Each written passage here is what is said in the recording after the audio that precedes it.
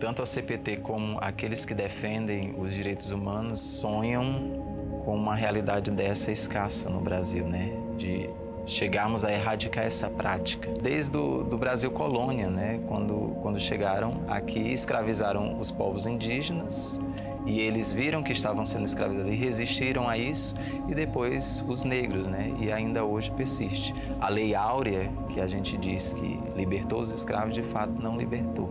Continuou esse processo maquiado como hoje acontece no Brasil. Então, eu sou Francisco Alan Santos Lima, da Comissão Pastoral da Terra, agente pastoral.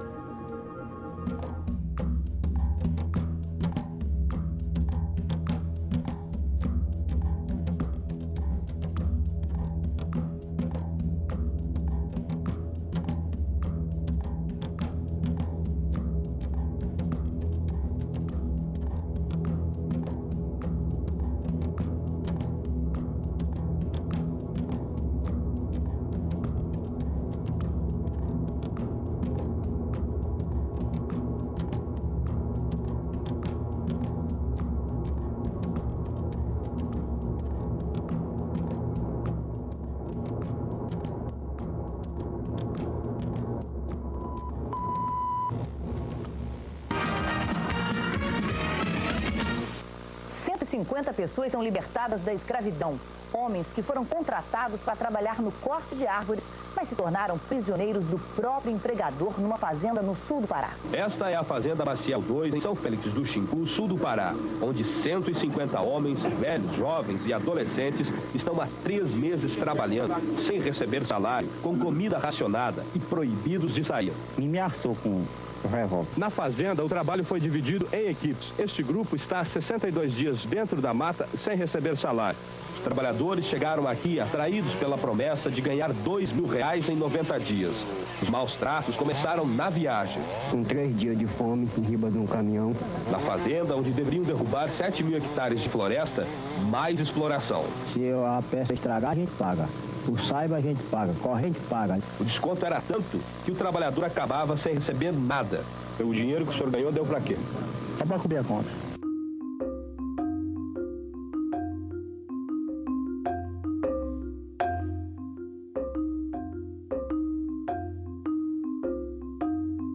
Eu sou Gilmar Menezes, eu sou defensor público federal.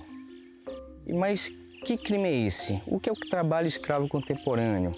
É colocar o trabalhador nos grilhões, como ocorria há mais de 100 anos? Não.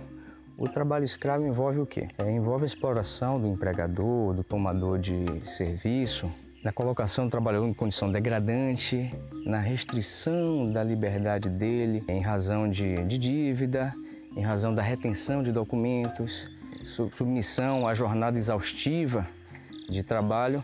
Então, todas essas condutas configuram o trabalho escravo contemporâneo que está tipificado no Código Penal. Aí vamos eu, você, a Liz e o Orlandino. Como vocês vão entrar e ficar no primeiro, e eu vou para o segundo com o Urbano, né, Urbano? Sim. Tá, eu vou seguindo o Urbano no segundo. Quando nós pararmos no primeiro, eu abro a porta, lhe empurro para fora. Tudo bem. Entendeu? Perfeito. É desembarque tático. Perfeito. Certo? Fecha e a gente toca.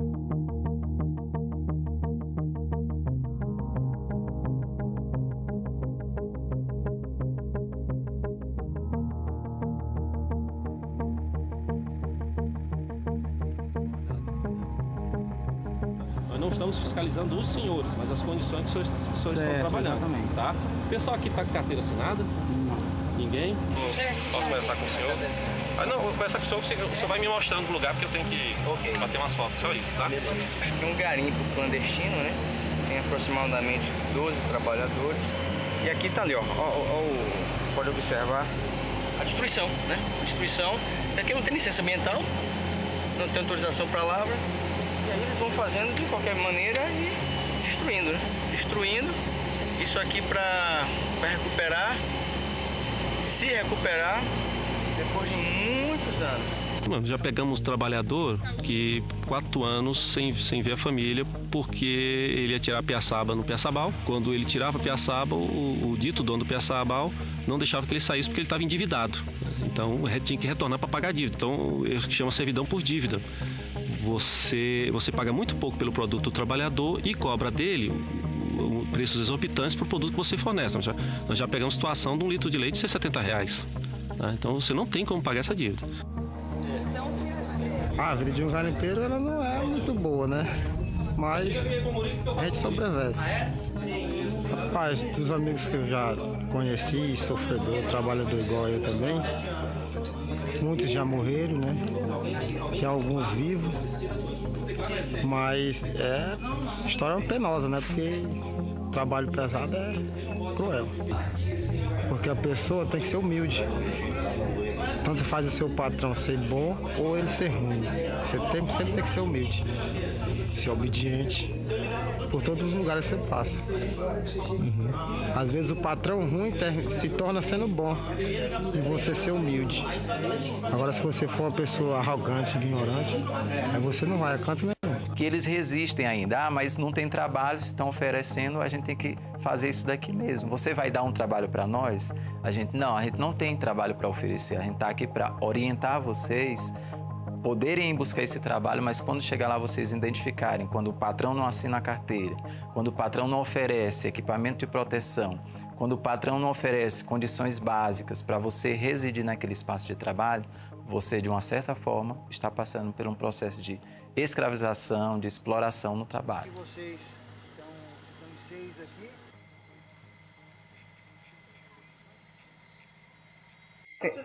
Lá fora tem água corrente. A senhora cozinha na água corrente? Com água... Não, tem a torneira aqui, né, do tambor. Tambor. Aí eu separei. Eles dormem em redes? Em rede. Em rede. Porque tem bicho aqui, né? Se botar no chão, pode vir uma cobra, alguma coisa assim, um escorpião. Tem cobra, né? Perfeito. Já mataram umas 3 cobras aqui. Perfeito, exatamente. Foi exatamente isso. E me diga uma coisa, o assentamento aqui, foi feito o contrato, aquele contrato? A Defensoria atua na área trabalhista, na área administrativa e na área criminal.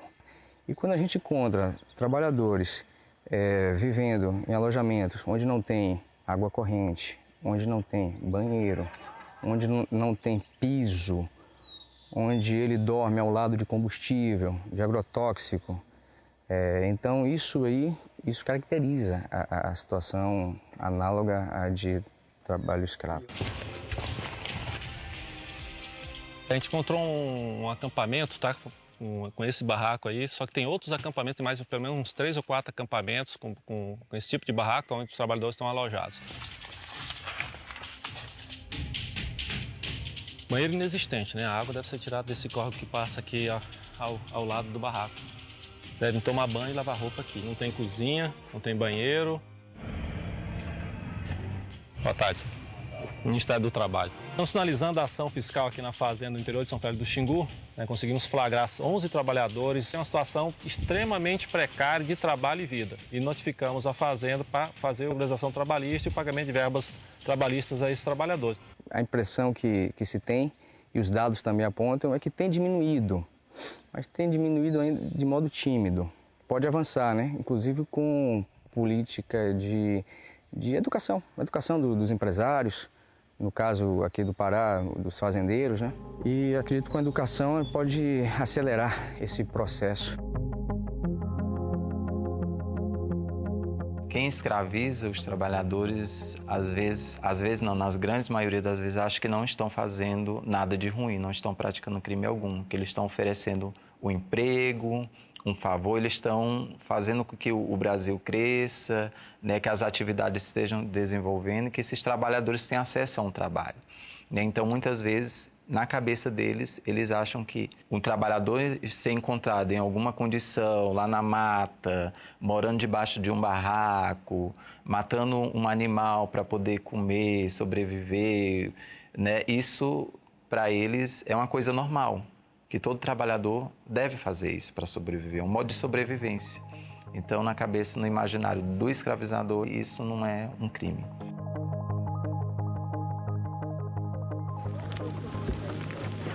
Mais alguém? Tranquilo. Já saiu também? Tá legal, velho? Tá tranquilo. Tá legal? Você avalia. Tá beleza, não. Tá beleza. Só o chute. Tem mais um também, tá tranquilo aqui.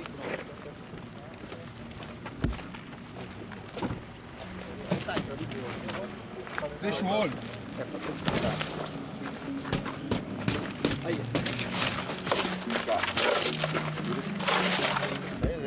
tá com o engata aí na frente. Tá com cinco. Isso aí tá tranquilo também. Mais alguém? Levanta o chute, tem um mais também tá precisando aqui.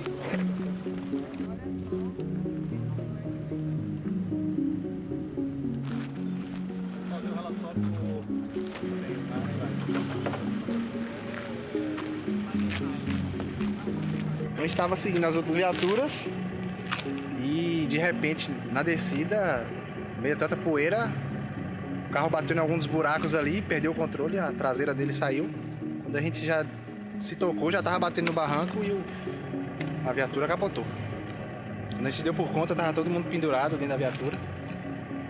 Também que todo mundo Mas graças a Deus, todo mundo bem. O Grupo Móvel, sim, ele foi criado para ir onde a fiscalização de rotina não chega. E em alguns locais que o Estado, nenhuma outra instituição do Estado chega. A gente tenta ir. Tá? Então existe um engajamento grande de todos os parceiros, de todas as instituições que formam o Grupo Móvel, não apenas do Ministério do Trabalho.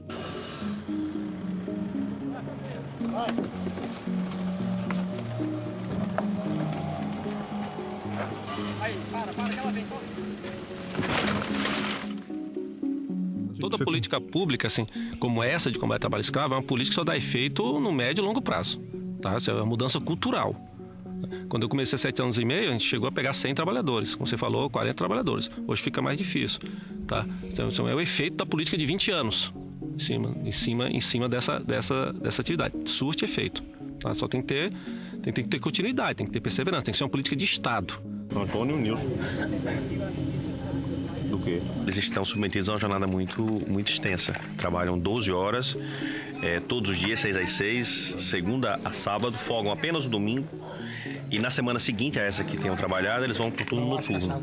Ou seja, é uma carga de trabalho muito grande. E o próprio relato do trabalhador nos induz a concluir que não tem condição de uma pessoa se manter muito tempo nesse trabalho. Ou seja, para quem faz uma carga horária de 60 horas semanais, infelizmente o trabalho ele vai ser curto. Quando eu comecei a participar dessas ações, foi lá por 2005, é como se diz na linguagem popular, era uma enxadada, era 10 minhocas, né? Hoje já está se tornando mais raro. Naquela época a gente entrar numa fazenda e resgatar 20, 30 trabalhadores era comum. Normalmente as situações mais perversas, mais críticas, estão nos rincões, né? Estão nos locais de difícil acesso. Tá?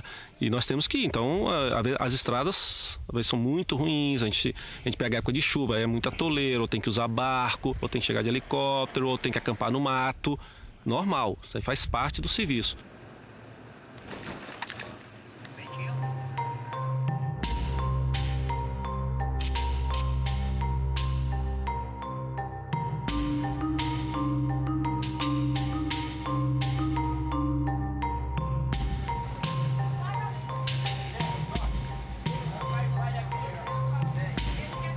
Nós atrasamos cerca de 2 horas e meia, então optamos por passar nessa vila aqui para verificar a possibilidade de dormir, né, de pernoitar.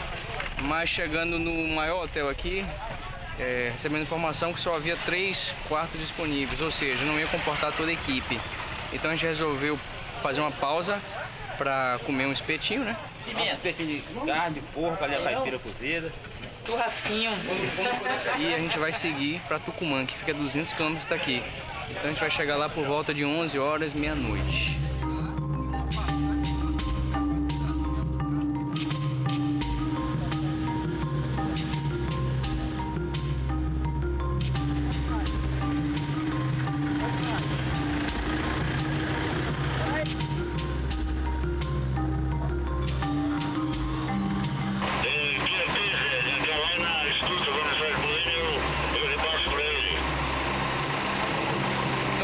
A mensagem aqui, o carro já foi desatolado, só que a embreagem do 03 acabou, então o 03 está sendo rebocado pelo carro que estava atolado, né? 06. Pelo 06.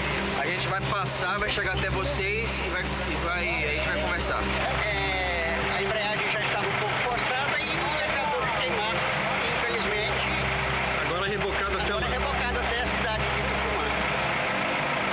Seja lá o que Deus quiser.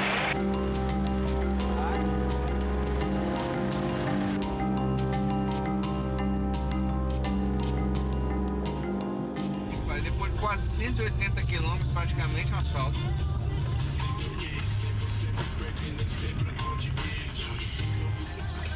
Tucumã tá ali, ó. O clarão da cidade. Ah, tomara.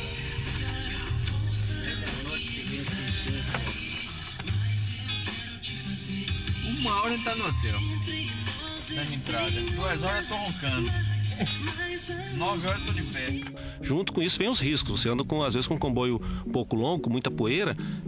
Esse ano foram 2 capotamentos e um tiroteio, só com essa equipe. Foi assim, o pessoal adoece, o pessoal pegou malária, pega zika, virose, volta e meia alguém está no hospital durante a ação. Mas faz parte da atividade, né? Faz parte da nossa ação, chegar ao trabalhador. Então, se pra gente tá ruim, tá? Que são servidores, imagina o trabalhador que está naquelas condições, está numa situação muito pior. A partir do momento que o Brasil assume essa responsabilidade de dizer que tem casos específicos de escravidão na sua nação, ele cria um grupo que hoje é referência, constituído da Polícia Federal, auditores fiscais, procuradores do trabalho, que vão a essas fazendas ou esses espaços, identificar essas denúncias e aplicar as medidas cabíveis. Então, virou-se essa política pública de reprimir. Então, se hoje esses mais de 50 mil trabalhadores foram resgatados no Brasil, foi devido ao papel fundamental que esse grupo tem, né, desde 95 até hoje nos dias atuais. Então, é importante crescer mais o número de auditores fiscais para que eles possam estar combatendo essa prática criminosa, né? E que o trabalhador possa reconhecer que esses homens, essas mulheres que fazem a fiscalização, eles estão ali para ajudar, para contribuir. Muitas vezes os trabalhadores têm medo quando avistam a polícia chegar, pensam que vão inibi-los. Não, eles estão ali para ajudar, né? São defensores da justiça, defensores que vão libertar esses trabalhadores desse regime de escravidão.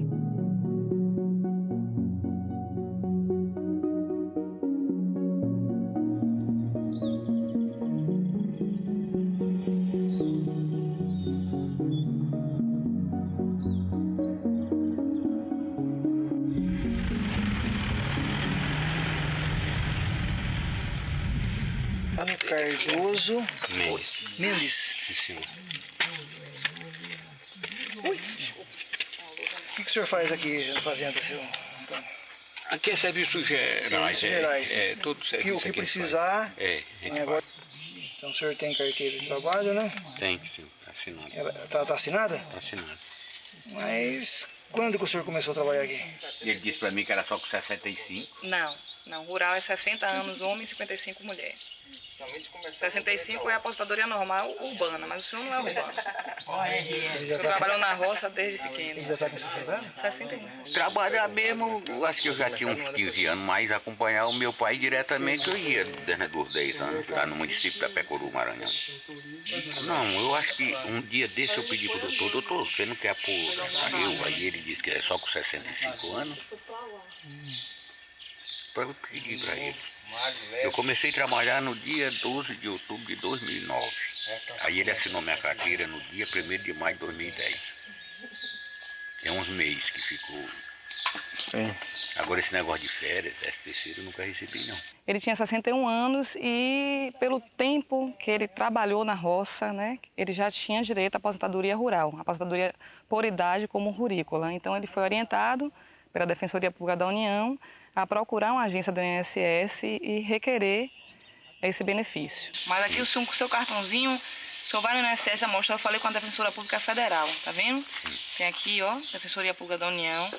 E aí, o senhor pode falar que eu orientei o senhor tem direito à aposentadoria rural, que o senhor já tem 60 anos, viu? Sim, senhora. Tá bom? Aí já guarda isso aí pro senhor. Isso aqui eu vou guardar, isso aqui eu vou botar dentro da minha bolsa. Guarda. Não, eu também tô ainda não. Como é que vai ser agora com a aposentadoria chegando? Aí eu vou embora pra casa. Serviço, mas tem 53 só. Tô aqui porque lá é ruim de viver demais. Maranhão tá pior do que aqui, de trabalho, é? Quando eu saí, tava, né? Quando eu saí, tava. Agora eu não sei, que vai um bocado de dia que eu não vou lá, né?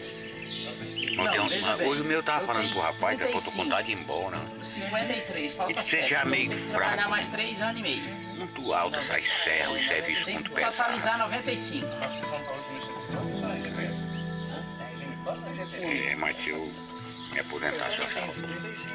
Vai conseguir, fé em Deus. Qual vai ser a sua idade? Qualquer dúvida, a gente está aí para orientar o senhor. 50 anos de idade. Porque está na reposição, até mesmo com o senhor Costa, sabe? 41, 46.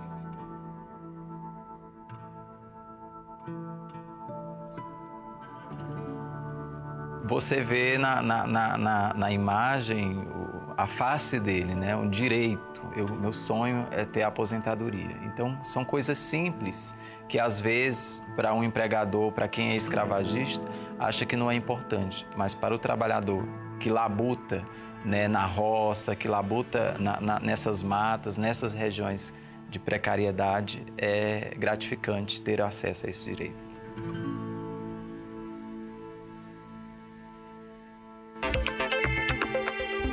Agora é lei.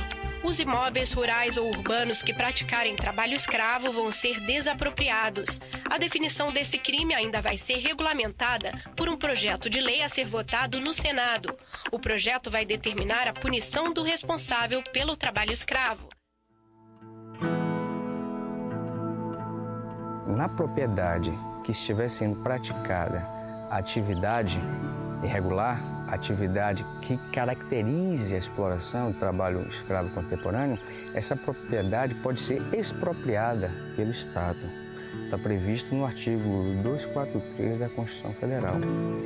Então, depois de algum tempo, independentemente de haver ou não condenação criminal, pode haver o quê? Pode haver uma ação da Advocacia Geral da União no sentido de expropriar a fazenda ou expropriar qualquer outro tipo de propriedade que esteja explorando o trabalho escravo. Então é uma prática que não tem como prosperar, não vai ser vantajosa ao final.